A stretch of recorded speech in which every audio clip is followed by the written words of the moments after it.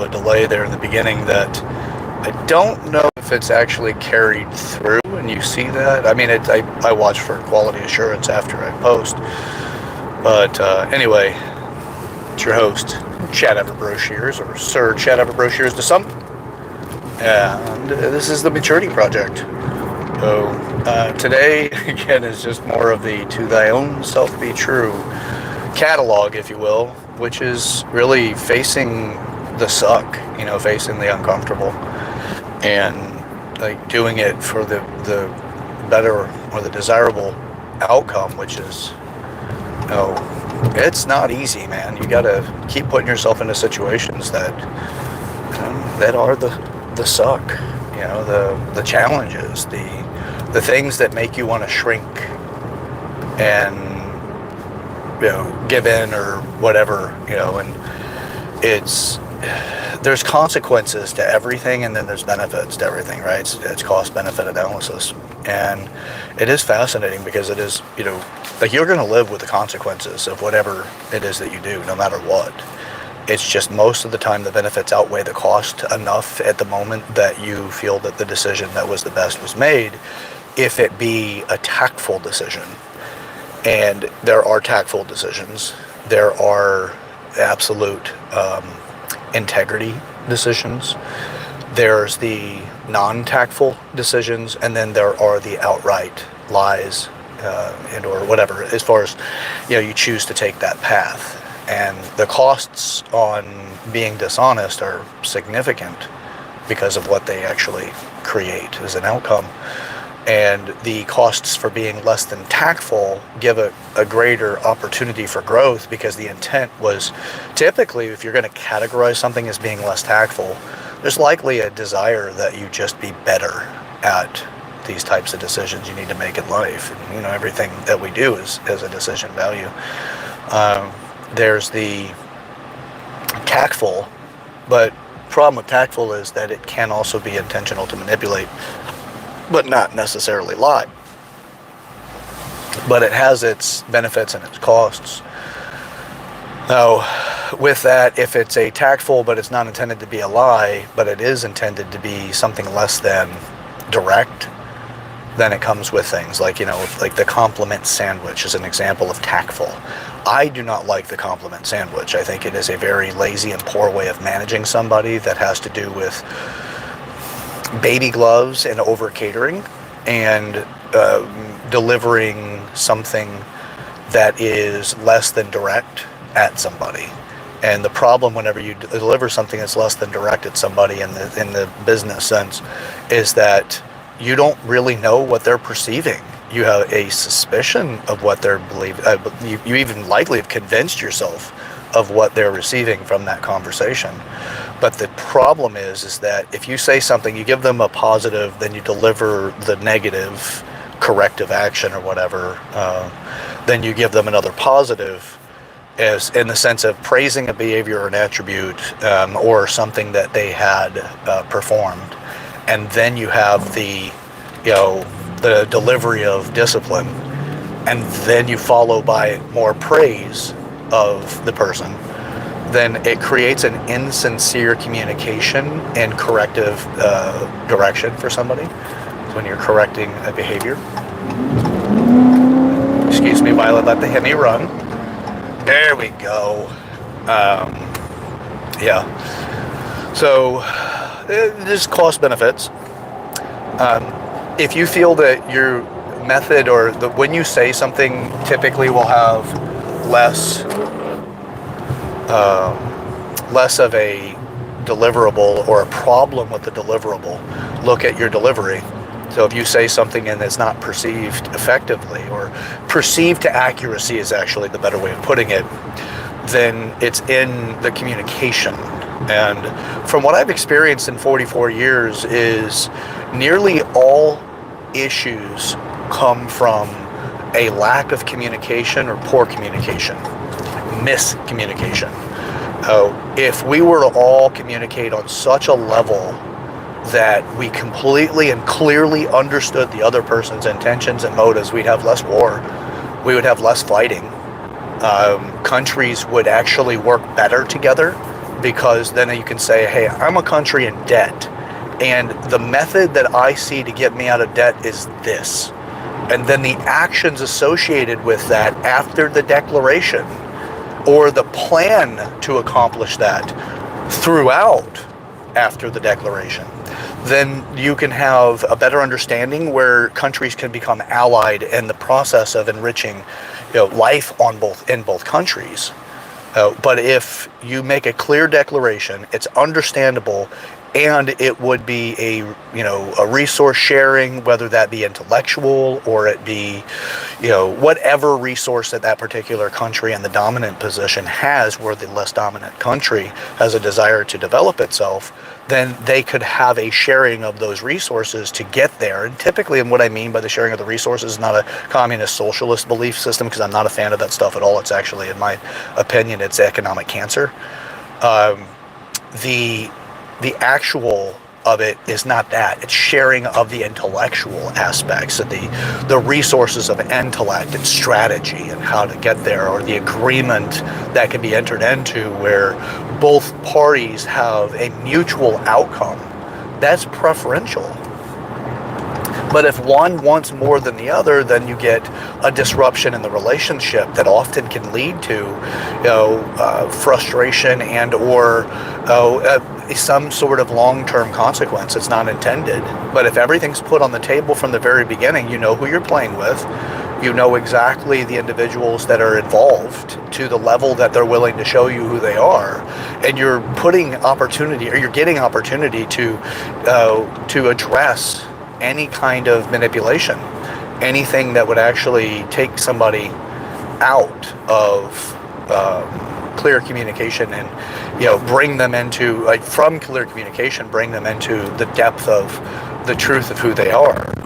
Now, if you want to unravel the unnecessary, or let's say you want to unravel the challenges in life with other people, and the other person has specific character traits that are not desirable, that seem to be, consequential in the direction of narcissism, then you can create clarity through communication and understand where they're coming from, and then you know how to play chess with that person. What I suggest that the outcome of chess be is creating a better union between you and the other person.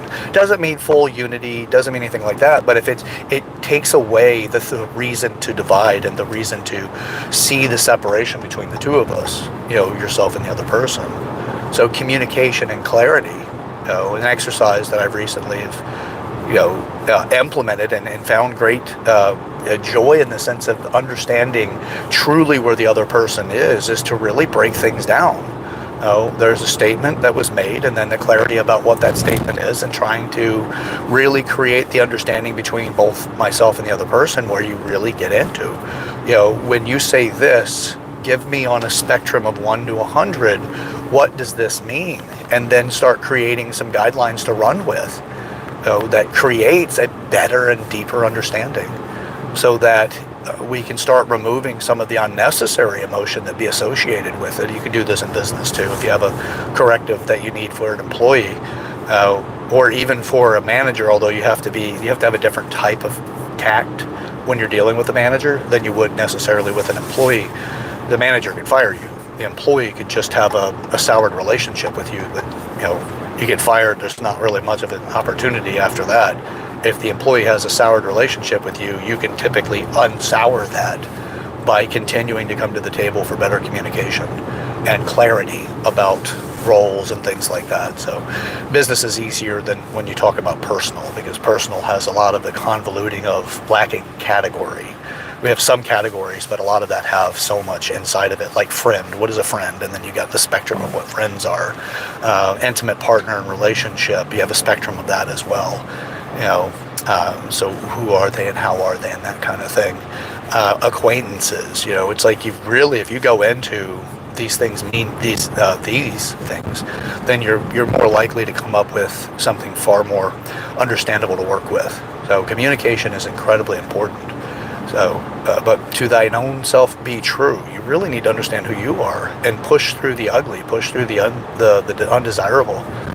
If you want a specific outcome, you've got to stay true to that. And I suggest that you look for specific outcomes that just make you a better person to coexist with others. We're communal creatures. This is why we align and assign carnal sins to interpersonal relationships, because we're communal. We want to be able to rely on another person's decision making and their resource allocation so that you can you can have a better outcome as well. But we want to rely on that. We have all of these challenges that show up, and we have all these permanences of what we make up in our mind about something. This is permanent because X, this is permanent because of whatever. If somebody's out to grow and truly trying, then we shouldn't punish them back into non-growth. We should continue to find out how we can support their growth. Because if you watch them in their process and be with them in their process of growth, you can start figuring out how to be inspired for your own growth, even if it's indirectly inspired. You're there, you watch them, and then it's somehow connected in your brain about something else that you're working on, and you get that kind of inspiration. If you start looking for motivation that way, life is going to be your oyster, and you just got everything available to you, because you don't need to check into a YouTube video or some sort of motivational speech. You see motivation with everybody around you. It may not be the big hit that these motivational videos seem to deliver, but it is a continuous drip of motivation, and you start seeing tools that help you work through things that you were not present to prior. Communication is so incredibly important if you want growth, and that also means how you communicate with yourself. Ask yourself, with what I just shared with somebody, or what I enrolled them in from that conversation, do I plan on delivering on it? And what does that delivery look like? And did I communicate it effectively? And what is my mechanism for effective communication? Anyway, I wanted too long of a video today, but this is just something that's inspiring me, because facing opportunities for growth is often uncomfortable or unpleasant. But if you really want to be able to grow, you've got to do it. You've got to face it. You're not going to grow with the comfort of the couch. By the way, here's something interesting. It takes work to sit on a couch all day. It takes effort to not do anything. And if you think that's not true, let's go beyond a day. Let's go 2 days. Try to sit on the couch for 2 days and do nothing at all but watch television. See how comfortable you are. If you find that's comfortable, which is going to be a very, very small group of people, if anybody, then there's something to look into in itself. But as it stands right now, doing nothing is so incredibly hard for us. As a species, we're communal, and communal means responsibility for community. And by responsibility, community helps you secure where you stand in that community. And if you don't feel a fit in your community, it's stressful. There's challenges there. If you want to be able to develop, you've got to start looking at how you fit into that community. But this is what drives us. We're communal creatures. We have a hierarchy that we function inside of. And a lot of us want to find our real fit in that hierarchy. You've got to climb a ladder, though, and then eventually you'll find out where that ladder peaks. All right. That's it for today. Now, remember, man, we've got a lot of work to do. We got to put that work in if we plan to truly create a better and more desirable outcome. So the world needs a lot of work. We got a lot of things to do, but we really got to work on ourselves first. And this is the Maturity Project. I am your host, Chad Everett Broshears, or Sir Chad Everett Broshears to some.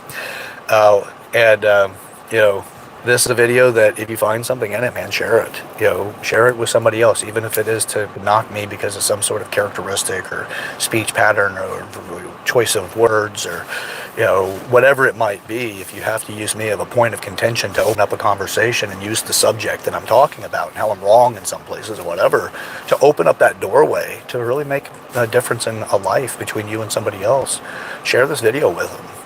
And work on it, man. This would be a great icebreaker.